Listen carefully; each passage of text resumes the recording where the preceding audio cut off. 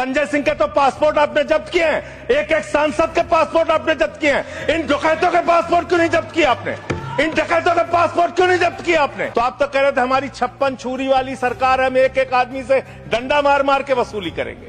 मोदी जी के राज में 9,000 करोड़ रुपए लेके विजय माल्या भाग गया, 20,000 करोड़ रुपए के लेके नीरव मोदी मेहुल चौकसी भाग गया, 6,000 करोड़ रुपए लेके नितिन संदेशरा भाग गया, 2,500 करोड़ रुपए लेके ललित मोदी भाग गया।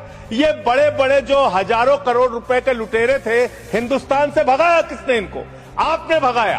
आप पैसा ले लेके इन लोगों का बड़ा बड़ा कर्जा माफ करवा रहे हो। आपने एक ही खाली कंपनी का नाम लूंगा, 1,500 करोड़ रुपए का चंदा भारतीय जनता पार्टी को टाटा से इलेक्टोरल बॉन्ड और बाकी चीजों के नाम पे आपको मिले हैं। मुझे तो समझ में नहीं आता, जैसे अडानी का नाम लो पूरी की पूरी भाजपा खड़ी हो जाती है, 440 बार का करंट लग जाता है। यही विषय है कि देश को बर्बाद किया है तुमने, कर्जा दे दे के अपने दोस्तों को भगाया है। इसलिए आपको देश की अर्थव्यवस्था को ठीक करने का आपकी मंशा नहीं है कि आपने करीब करीब 70% कर्जा 5,44,000 करोड़ में से मात्र 1,60,000 करोड़ रुपए आपने कर्जा वसूला और बाकी सब का सब आपने माफ कर दिया।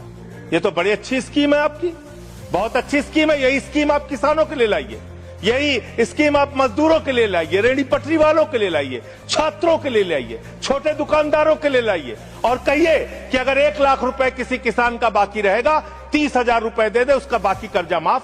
कहिए कि अगर 1 करोड़ रुपए किसी दुकानदार का, छोटे व्यापारी का माफ रहेगा, बकाया रहेगा, उससे 30 लाख रुपए लेके 70 लाख रुपए माफ। क्योंकि यही काम तो किया है आपने। आंकड़े पढ़ रहा हूं मान्यवर, ध्यान से पूरे देश को सुनना चाहिए क्या है आपकी असलियत। आपने भूषण स्टील का 54,000 करोड़ रुपए कर्जा बकाया था, 42,000 करोड़ रुपए आपने वसूला, 23% आपने माफ किया।